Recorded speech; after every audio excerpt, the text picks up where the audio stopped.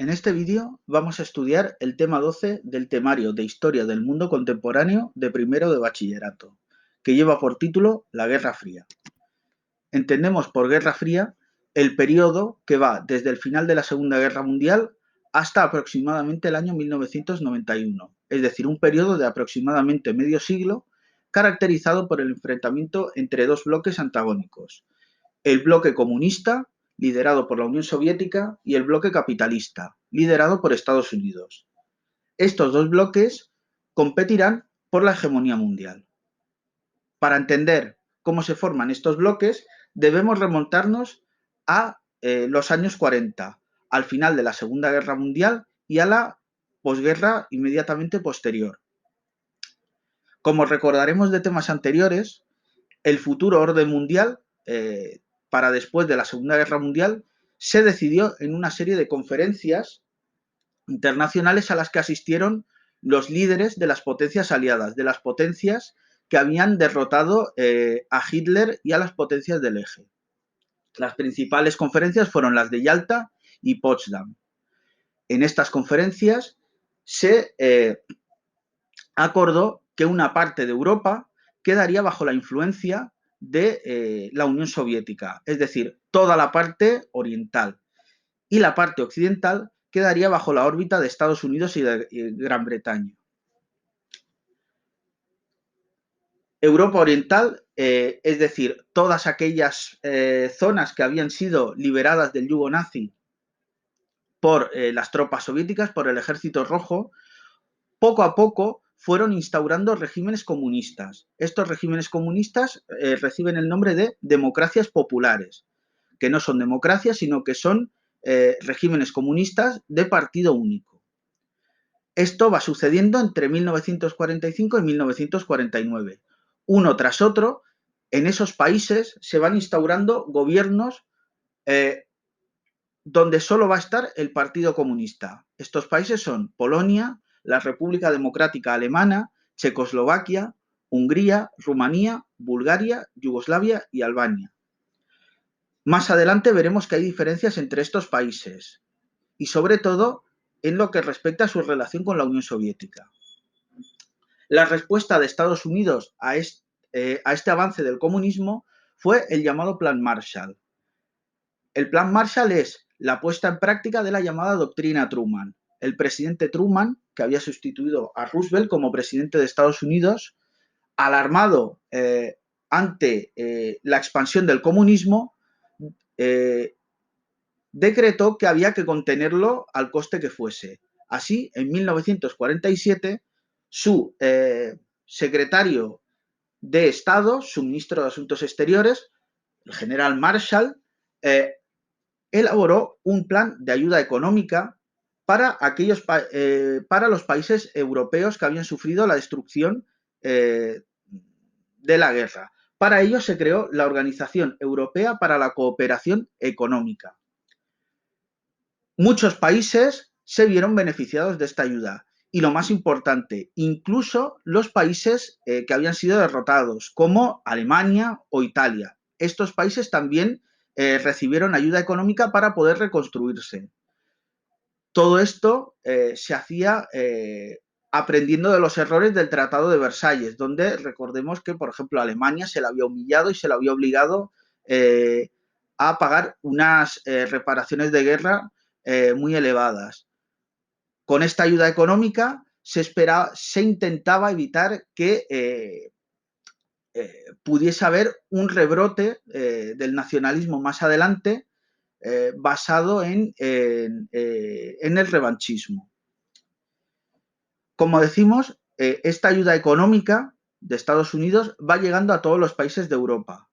No obstante, esto despierta los recelos de la Unión Soviética, ya que considera que es una manera de comprar a estos países para la causa americana, para la causa capitalista. Así, en 1947, la Unión Soviética va a crear la Cominform, para coordinar las políticas, sobre todo económicas, de los países comunistas. Además, la Unión Soviética pedirá a los países comunistas, los países que están dentro de su órbita, que no acepten la ayuda del Plan Marshall. Como contrapartida, como respuesta, en los países occidentales, en los países democráticos, Estados Unidos ordena que se expulse a los comunistas de los gobiernos, porque en ese momento, después de la guerra, se habían formado gobiernos de coalición, donde estaban todos los partidos políticos, excepto los de extrema derecha. Para poder continuar recibiendo esta ayuda económica, Estados Unidos les obliga a estos países a que no haya ministros comunistas. Y esto es lo que hacen prácticamente todos los países.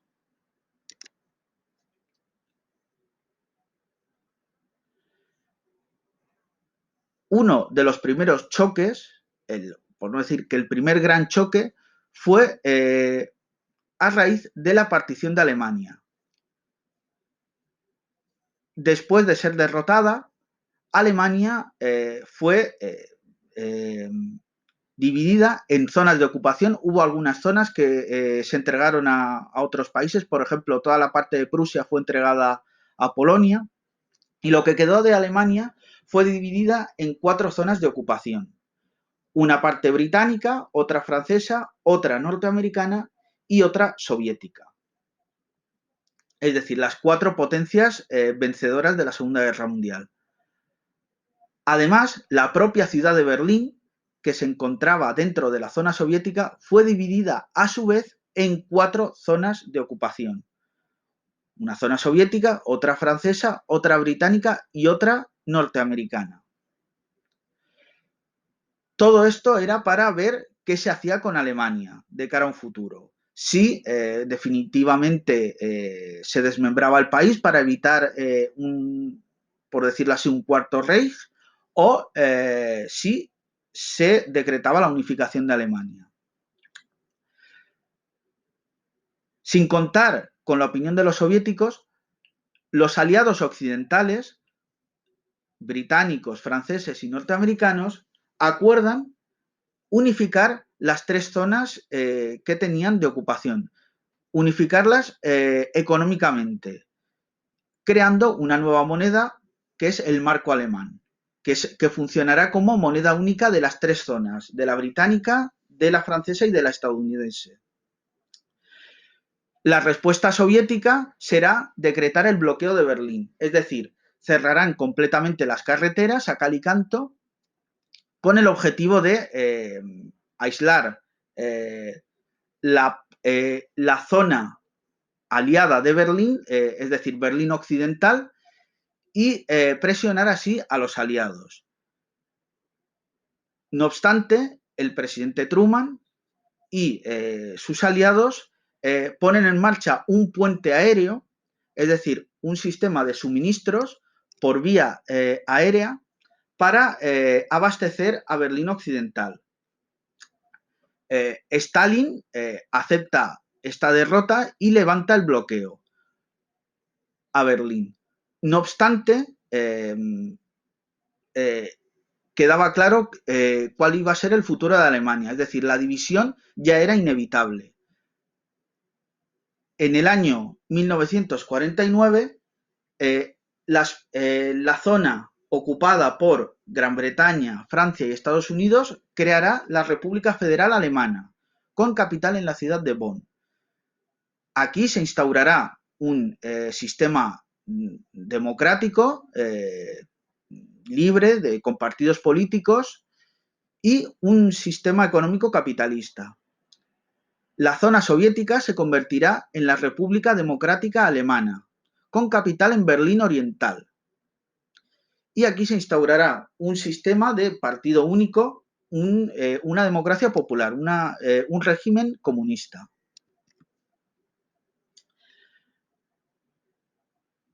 Quedaban así conformados los 2 bloques. Por una parte, el bloque capitalista liderado por Estados Unidos, que llevará a cabo la creación de un sistema de alianzas contra la Unión Soviética. En 1949 se crea la OTAN, la Organización del Tratado del Atlántico Norte, con aquellos países no comunistas de América del Norte y de Europa, aunque algunos países quedaron excluidos, como por ejemplo España, que todavía tenía un régimen fascista. Para contener el comunismo, Estados Unidos llevó a cabo alianzas similares en otros países, en otras zonas, por ejemplo en Asia y en Próximo Oriente. Por lo que respecta al bloque comunista liderado por la URSS, en 1949 se crea una organización económica que es el Comecon, eh, para coordinar las políticas económicas. Y en 1955 se crea el Pacto de Varsovia, que es una alianza militar entre la Unión Soviética y otros países comunistas. Europa quedaba así dividida en dos zonas claramente delimitadas por una frontera. Esta frontera entre los países occidentales y los países comunistas recibe el nombre de telón de acero, que es el nombre que le dio Winston Churchill.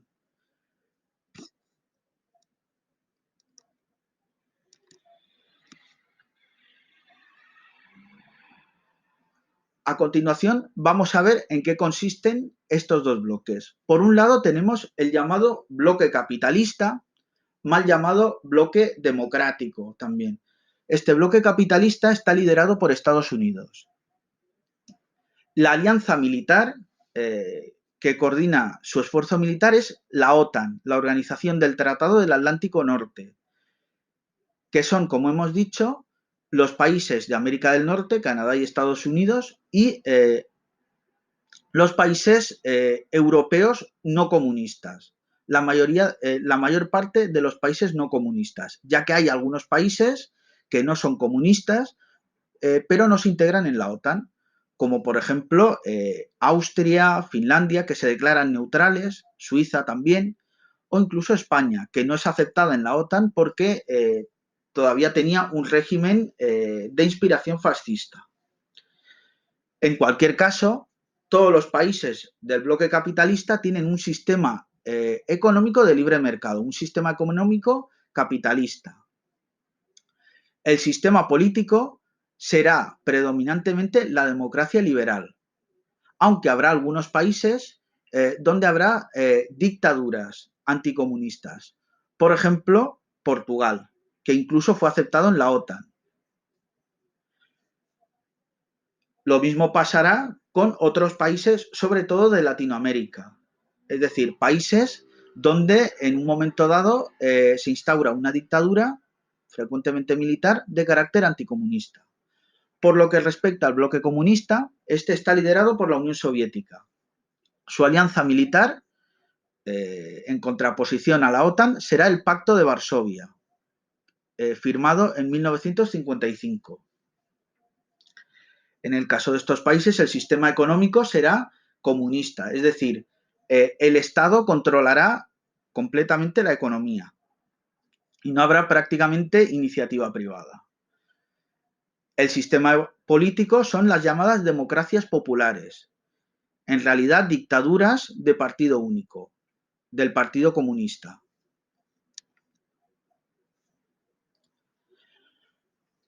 Ya hemos señalado antes que dentro del bloque comunista hay algunas disidencias.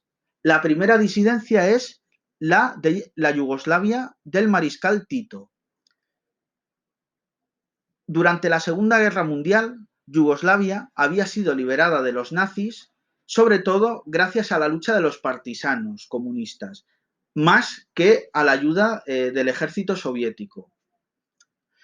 Después de la Segunda Guerra Mundial, en Yugoslavia se instaura un régimen comunista liderado por el mariscal Tito, y Tito, digamos, desde un primer momento empieza a alejarse de la Unión Soviética, con un modelo comunista propio, el llamado socialismo autogestionario.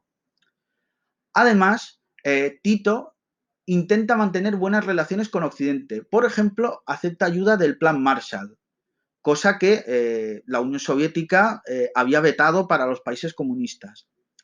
Además, con el tiempo, Yugoslavia y sobre todo el mariscal Tito empezarán a encabezar el llamado movimiento de países no alineados, es decir, un grupo de países que intentarán mantenerse neutrales en la Guerra Fría, es decir, no apoyarán ni a la Unión Soviética ni al bloque liderado por Estados Unidos.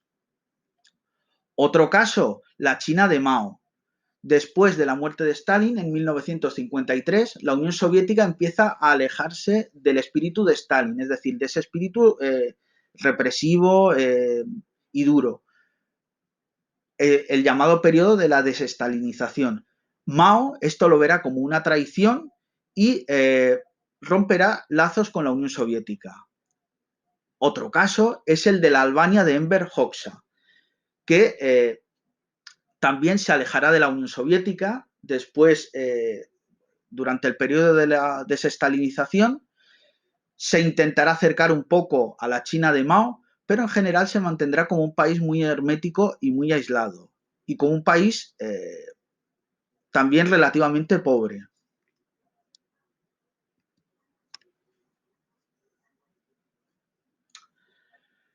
Entre los países, digamos, leales a la Unión Soviética, existirán tensiones. El bloque de países comunistas dentro de la órbita de la Unión Soviética es, como hemos dicho, el Pacto de Varsovia.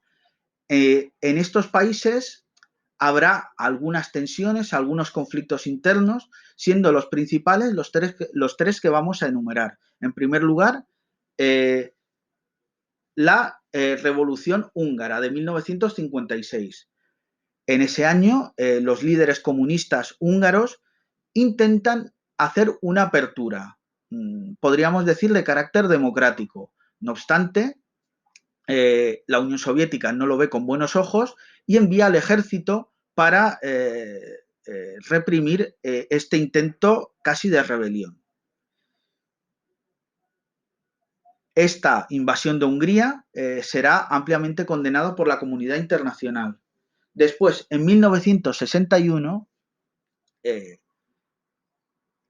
se levantará definitivamente el muro de Berlín, es decir, toda la parte de Berlín occidental que hemos visto que estaba enclavada dentro de la zona soviética, dentro de la zona comunista, será rodeada primero por una alambrada y después por un muro. Este muro de Berlín será el principal símbolo visual de la Guerra Fría, dividiendo la ciudad de Berlín en dos: la parte oriental, comunista, y la parte occidental, democrática y capitalista.